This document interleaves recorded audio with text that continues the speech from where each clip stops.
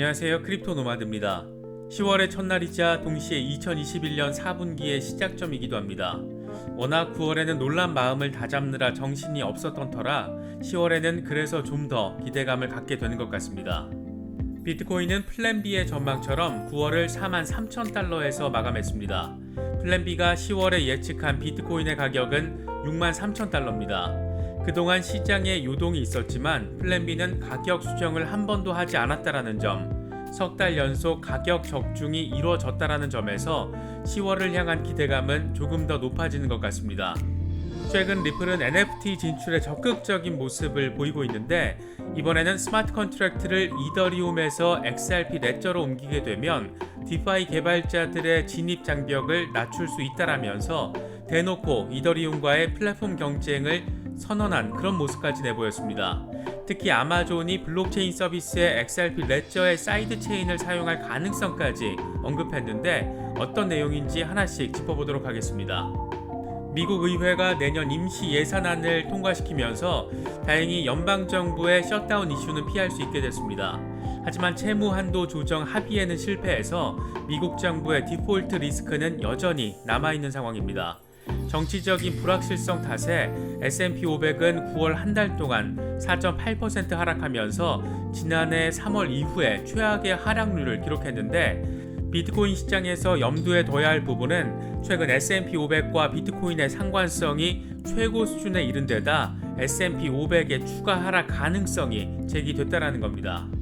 전 세계 레거시 금융결제 시스템 기업 가운데 가장 적극적으로 암호화폐와 블록체인에 뛰어들고 있는 곳은 단연 비자입니다.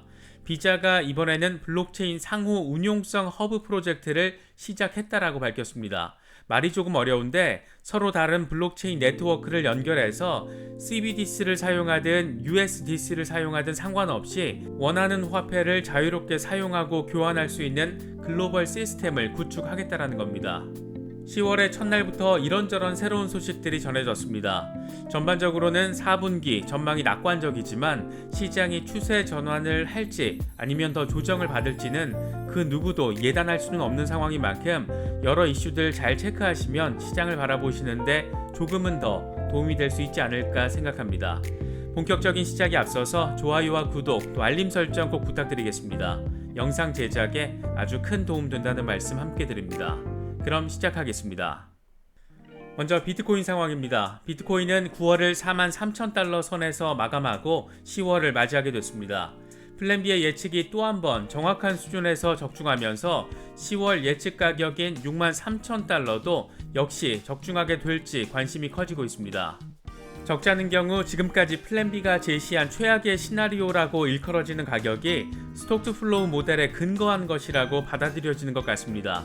하지만 이에 대해서 플랜 B는 바닥 가격을 예측한 최악의 경우를 분석한 모델은 S2F 모델에 근거를 한 것이 아니라 가격과 온체인 데이터를 근거로 한 내용이다 이렇게 밝히면서 스톡 투 플로우 모델로 분석을 하면 비트코인 가격은 지금도 10만 달러 위에 있다라고 강조하기도 했습니다. 그러니까 스톡 투 플로우 모델에 따르면 여전히 비트코인은 엄청난 강세를 보이고 있고 플랜 B가 석 달 동안 적중시켰던 가격은 온체인 데이터를 근거로 했다라는 것을 알 수 있습니다. 지금 우리가 접하는 데이터를 근거로 했다라는 점에서 시장에서는 10월에 63,000달러 가격 예측 역시 적중하지 않겠느냐 이런 가능성, 적중했으면 참 좋겠다 이런 기대 이런 것들이 어느 정도 섞여서 존재하고 있는 그런 모습입니다. 공포 탐욕 지수는 하루 전보다 7포인트 상승한 27을 나타내면서 극단적인 공포 상태가 공포 상태로 완화된 점을 확인할 수 있습니다. 투자 심리 개선을 위해서는 조금 더 시간이 필요해 보이긴 하지만 그래도 조금은 더 나아진 모습입니다. 비트코인 도미넌스는 여전히 42%대에서 머무르고 있는 모습 확인할 수 있습니다. 2011년 4분기로 접어든 첫날 코인데스크는 곧 비트코인의 리바운드가 발생할 것이라는 제목의 기사를 내놨습니다. 역사적으로 4분기에 비트코인이 긍정적인 흐름을 보였다라는 점을 강조하면서 눈길을 끌었습니다. 코인데스크는 비트코인은 9월 한 달 동안 11%가 빠졌고 S&P 500 역시 4%대 손실이 발생했다. 하지만 10월의 일부 분석가들은 가상화폐 가격의 회복을 전망하고 있다. 역사적으로 비트코인은 4분기에 긍정적인 회복을 보여왔다. 이렇게 설명했습니다. 그러면서 기술적 지표를 보면 비트코인은 4만 달러 지지를 받고 있지만 5만 달러 부근에서 강력한 저항이 남아있다. 따라서 비트코인은 추가적인 상승 랠리를 위해서는 4만 7천 달러 위에서 휴식기가 필요할 것이다. 이렇게 전망했습니다. 미국에서는 우려했던 연방정부 셧다운은 일단은 피할 수 있게 됐습니다. 의회가 내년 임시 예산안을 통과시키긴 했지만 쟁점인 채무 한도 조정 합의에 실패했기 때문에 디폴트 우려는 여전히 남아있는 상태입니다. 특히 초당적 인프라 법안과 바이든 대통령의 역점 사업인 사회복지성 예산도 통과되지 못해서 의회 갈등 양상은 계속될 수밖에 없는 그런 상황입니다. 언제든지 정치적인 불확실성이 금융시장의 안정성을 흔들 수도 있는 그런 상황입니다. 미국 상원은 연방정부 셧다운을 막기 위해서 임시 예산안을 찬성 65표 대 반대 35표로 통과시켰습니다. 하지만 임시 예산안은 12월 초까지 정부 살림을 꾸릴 수 있도록 한 단기 예산안에 불과합니다. 민주당은 예산안과 함께 부채 한도 유예안 역시 함께 처리하려고 시도했지만 공화당의 반대로 끝내 무산됐습니다. 이에 따라서 11월 18일까지 부채 한도를 유예하거나 한도를 증액하지 않으면 미국 정부는 디폴트를 선언할 가능성 여전히 존재합니다. 이런 우려점들이 산재해 있다 보니까 뉴욕 증시는 대폭 하락 마감하는 모습을 보였습니다. 다우존스는 546포인트 내린 33,842.92에 장을 마치면서 지난해 10월 이후 월간 최대 낙폭을 기록했습니다. S&P 500 역시 52포인트 빠진 4,307.44로 거래를 마쳤습니다.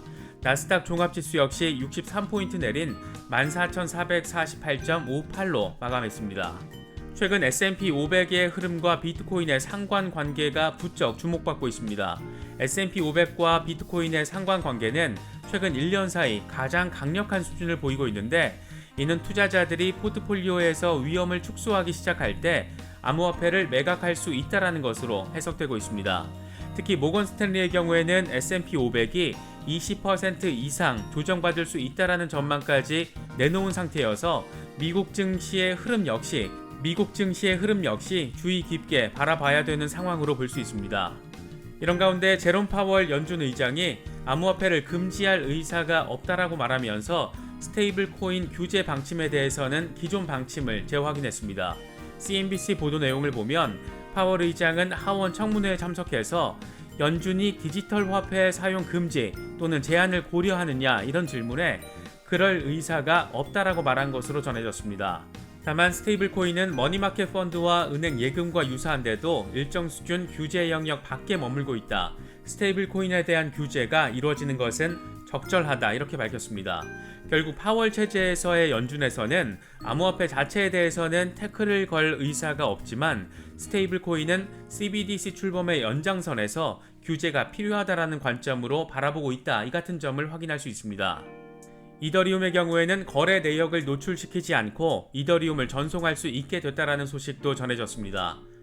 이더마인은 트위터를 통해서 이더리움 최상위 마이닝 풀인 이더마인이 트랜잭션을 노출시키지 않고 이더리움 노드로 직접 보낼 수 있는 기능을 발표했습니다.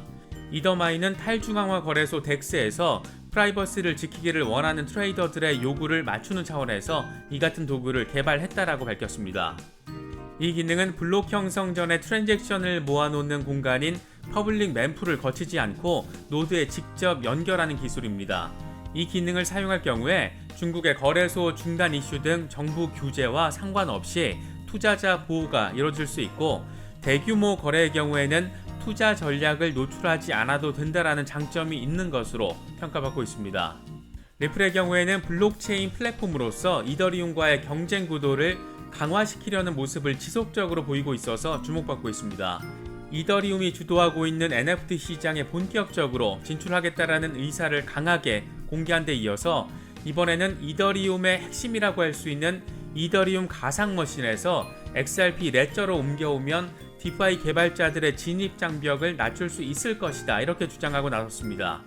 리플의 자금 조달과 개발 분야 자회사인 리플렉스가 XRP 레저의 연합 사이드체인 관련 엔지니어링 프리뷰를 발표했는데 리플 CTO 데이비드 슈와츠는 에이펙스 데브에 참석해서 이더리움 버추얼 머신 체인을 프리뷰하며 이같이 밝혔습니다. 그러면서 많은 사람들이 이더리움 수수료가 유용하다라고 들었을 것이다. 하지만 수수료는 시스템에서 제거되지 않은 프릭션일 뿐이다. 이렇게 덧붙였습니다. 앞서 데이비드 슈와츠는 아마존이 자사 블록체인 서비스에 XRP 레저의 연합 사이드 체인을 사용할 가능성이 있다. 아마존이 확실히 이 같은 일이 실현될 수 있는 니즈를 가지고 있다. 이렇게 주장하면서 시장의 주목도를 이끌기도 했습니다. 리플이 XRP의 국제 송금 이슈뿐만 아니라 블록체인 종합 플랫폼으로서 좀 더 다양하게 생태계를 확장하고 경쟁자들과의 경쟁 의지를 이렇게 적극적으로 밝히는 것은 홀더들에게 있어서는 충분히 의미 있는 소식이 아닐까 생각됩니다. 가상화폐 시장의 가장 적극적인 글로벌 레거시 결제 기업으로 꼽히는 비자가 이번에는 여러 개의 암호화폐와 스테이블 코인, CBDC 등을 서로 연결해서 사용할 수 있는 블록체인 프로젝트를 시작했다라고 밝혀서 주목받고 있습니다. 코인텔레그래프 보도 내용을 보면 비자 연구팀은 여러 개의 블록체인 네트워크를 연결해서 서로 다른 프로토콜과 지갑으로부터 디지털 자산 이체를 가능하게 하는 블록체인 상호 운용성 허브 유니버설 페이먼트 채널 프로젝트를 추진하고 있습니다. 비자는 테이블에 앉아있는 친구들이 수표를 나눠 갖는 상황을 생각해보면 친구들 각각은 서로 다른 형태의 화폐를 사용할 수 있다. 누군가는 스웨덴의 이크로나 등 CBDC를, 또 다른 누군가는 USDC 같은 민간 코인을 선호할 수 있다. 이렇게 밝히면서 이번 프로젝트가 추구하는 목적과 방향성을 설명했습니다. 보통 이런 프로젝트는 블록체인 기업이 진행할 법한 전형적인 내용인데 비자가 이렇게 적극적으로 나서고 있는 모습을 보면 비자는 이미 새로운 시대에 발맞춘 체질 변화를 이뤄낸 것이 아닐까 그런 생각이 들기도 합니다. 세계 최초로 비트코인 ETF 출시를 승인한 캐나다가 이번에는 비트코인과 이더리움을 결합한 ETF를 허용해서 주목받고 있습니다. 크립토 포테이토 보도 내용을 보면 이 상품은 ETF 전문 회사인 이볼브 ETF가 출시한 상품입니다. 비트코인과 이더리움을 직접 보유하지 않고 비트코인과 이더리움 ETF 포트폴리오로 구성되는데 비트코인과 이더리움의 비중은 2대1로 시작해서 시가총액 가중치를 적용해 매달 다시 조정됩니다. 미국에서 비트코인 선물 ETF 승인에 대한 기대감이 높아지는 상황에서 다른 나라에서 이렇게 투자자 중심의 상품이 적극적으로 출시된다는 점은 미국 SEC의 간접적인 승인 압력 요인으로도 작용할 수 있는 그런 부분으로도 볼 수 있습니다. 10월의 첫날부터 여러 의미 있는 소식들이 많이 전해졌습니다. 시장을 바라보시는데 조금이나마 도움이 될 수 있으면 좋겠습니다. 영상이 도움이 되셨다면 좋아요와 구독, 또 알림 설정 꼭 부탁드리겠습니다. 영상 제작에 아주 큰 도움 된다는 말씀 함께 드립니다.